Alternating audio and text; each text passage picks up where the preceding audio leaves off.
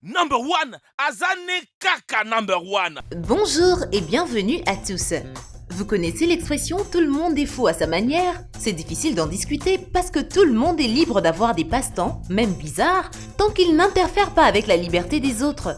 Certains se transforment secrètement en alter ego, d'autres mènent une vie humble et d'autres encore transforment leur maison en décor pour des films d'animation. Aujourd'hui, nous allons vous parler des personnes dont le mode de vie est loin d'être normal. Cependant, ils semblent plus qu'heureux. Avant de commencer, alors voici la question. Quel mot devient drôle après qu'on lui ajoute une lettre? Signifiez-le nous dans vos commentaires. Alors, c'est parti.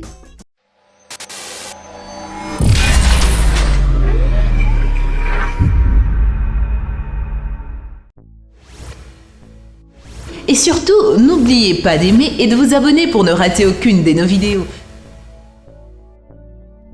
Tom Peters.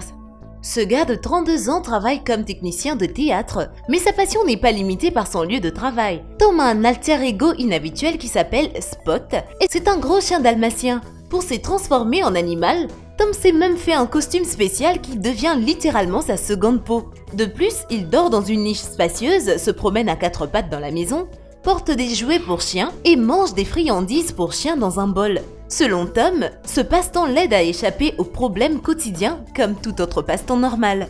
Il ne comprend pas pourquoi les adultes n'ont pas le droit de s'amuser s'ils aiment tous se déguiser en animaux et en personnages mythiques comme les enfants.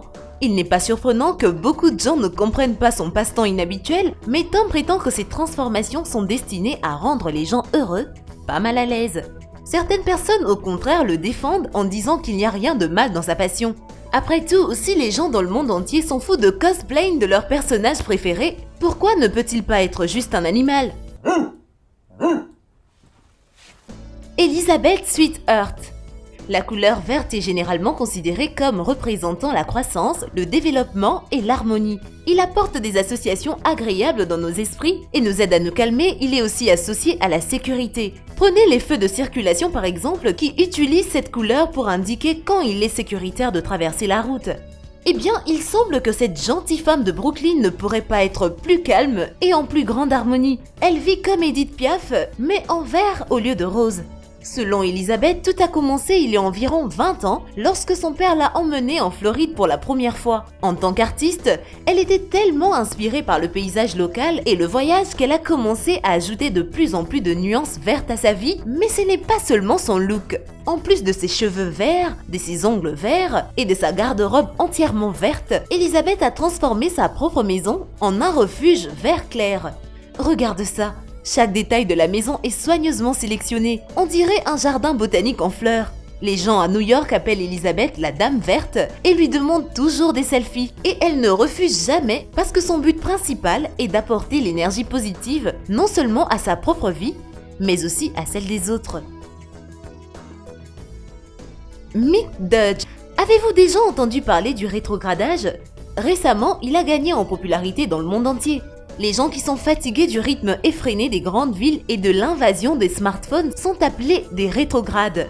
En règle générale, ils se déplacent loin des villes, à la campagne ou dans un endroit isolé pour commencer une nouvelle vie. Leur idée est d'abandonner les avantages habituels de la civilisation et des valeurs modernes, qu'il s'agisse du bien-être financier, de l'avancement professionnel ou de l'accès à la technologie. Mick Dodge vivait comme ça avant même qu'il ne devienne un courant dominant. Il a 67 ans maintenant.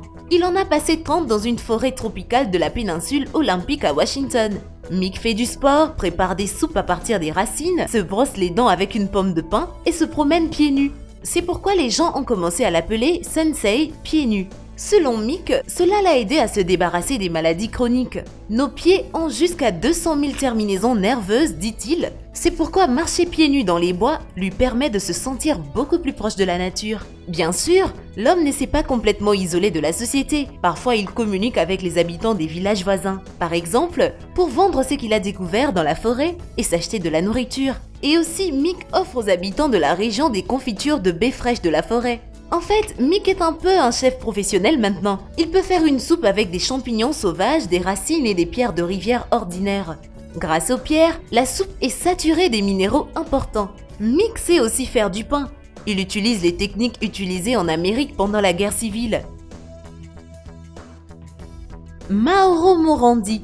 Voici une autre histoire incroyable de retour à la nature. En 1989, à l'âge de 50 ans, l'Italien Mauro Morandi décide de tout quitter et d'aller en Polynésie pour trouver une île et vivre dans la solitude. Malheureusement ou heureusement, son voyage était terminé avant même d'avoir commencé.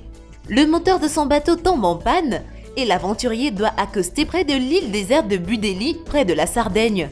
C'est ainsi que Mauro apprit que le gardien de l'île allait prendre sa retraite dans les prochains jours et le prit comme un signe de l'univers. Ce Robinson Crusoe italien a décidé de prendre ce poste et y rester jusqu'à ce jour.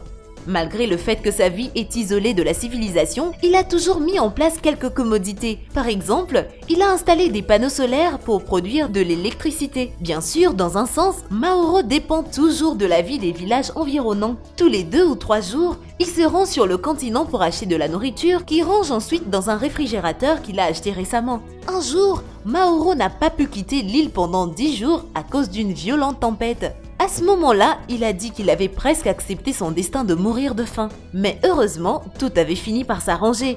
Mauro prétend qu'il n'avait jamais eu un rhume en 30 ans sur l'île grâce à la puissance miraculeuse de la nature. À un moment donné, il a décidé qu'il était égoïste de profiter seul de la beauté de l'île. C'est ainsi que Robinson, 80 ans, a décidé de profiter du point d'accès Wi-Fi touristique de l'île. Mauro a créé des comptes sur les médias sociaux et affiche maintenant des photos de sa terre et communique avec ses disciples. Life Haugen. Il suffit de regarder ces paysages incroyables et d'imaginer ce que c'est de se réveiller sur une montagne aux premières lueurs du jour et de siroter son café du matin tout en profitant de ce lever de soleil. Life vit ainsi depuis 26 ans, mais seulement en été. Il travaille comme guetteur d'incendie pour l'US Forest Service. Grâce à son métier, il a pu renouer avec la nature depuis plus de 2 décennies. Normalement, pendant la journée, Life est responsable de la transmission des données météorologiques par radio et de la surveillance des environs près du Montana et de la frontière canadienne. Il a été témoin d'incendies majeurs à plusieurs reprises. Par exemple, en 2003, la forêt locale a été frappée par la foudre. Le feu couvrait alors plus de 200 km², mais Life n'a peur de rien. Même pendant les incendies, il voit la beauté de la nature. Warwick Mitchell. Tous ceux qui ont regardé Le Seigneur des Anneaux ont dû remarquer les vues à couper le souffle. Le directeur Peter Jackson a trouvé ces paysages dans les parcs nationaux de Fiordland en Nouvelle-Zélande. On ne peut y accéder que par bateau ou jet privé, car la route la plus proche est à 4 jours de marche. Warwick Mitchell a sacrifié sa vie dans la ville et les bienfaits de la civilisation moderne pour voir la beauté de la nature ici, chaque jour. Avec plusieurs autres passionnés, il vit dans le parc avec un minimum de commodités. Eau de pluie, énergie solaire et réfrigérateur. Les locaux remplissent le réfrigérateur de poissons frais et de fruits de mer pêchés directement sur la côte. Bien que, en règle générale, ces produits n'y durent pas longtemps. Billy Bar. Le Gothic Colorado est l'un des endroits les plus froids des États-Unis. On l'appelle aussi une ville fantôme parce que depuis les années 1920, lorsque les dernières réserves d'argent s'y sont épuisées, personne n'y a vécu, sauf Billy Bar, un ermite qui a passé plus de 4 décennies ici. Depuis 1974, Billy y effectue des recherches quotidiennes sur les avalanches, la neige et l'eau. Il était motivé par 2 choses, son obsession pour la nature et son aversion pour les gens. Après avoir vécu toute sa vie dans le New Jersey animé, Billy, étudiant, s'est retrouvé dans une ville abandonnée et en est tombé amoureux pour toujours. Billy vit seul dans la colonie. Sa communication avec les gens se limite à des voyages de ski occasionnels au village le plus proche, ainsi qu'à des rencontres avec des scientifiques qui viennent à Gothic. Lorsqu'il ne profite pas de la nature, il aime passer son temps près d'une cheminée, lire un livre ou regarder sa télévision grand écran avec une tasse de thé. Les dates sur les changements climatiques, la migration animale et la température que Billy recueille scrupuleusement depuis de nombreuses années est utilisée par de nombreux scientifiques dans les recherches et articles. Charlie Gilmour. Dans le monde d'aujourd'hui, non seulement un chat ou un chien peut devenir un animal de compagnie, mais certaines personnes vivent côte à côte avec des cochons miniatures, des chiens loups et même de tigres. Ce type de Londres, Charlie Gilmour a donné refuge à une pie. Elle a été ramassée par le père de Charlie, nul autre que le légendaire guitariste de Pink Floyd, David Gilmour. Depuis, l'oiseau s'est installé dans la maison de Charlie et de sa femme Janina. On dirait qu'elle y reste depuis au moins 2 décennies. Charlie, qui travaille comme journaliste, semble partager toute sa vie avec l'oiseau, même quand il va à la douche. Selon lui, le volatile a complètement changé sa vision du monde et lui a fait voir les oiseaux différemment, y compris les corbeaux, qui appartenaient à la même famille que l'on associe souvent à la mort et à la fouille.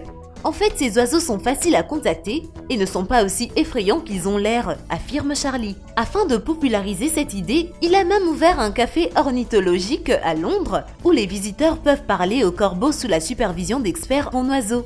Et voilà, c'est tout pour la vidéo d'aujourd'hui. Nous espérons vraiment que vous avez aimé. Alors, pour répondre à la question posée, c'est le mot « rôle ». C'est clair, parce qu'elle devient drôle. Eh bien, merci d'avoir suivi cette vidéo et surtout, n'oubliez pas d'aimer et de vous abonner pour ne rater aucune de nos vidéos. Quant à moi, je vous dis bye bye.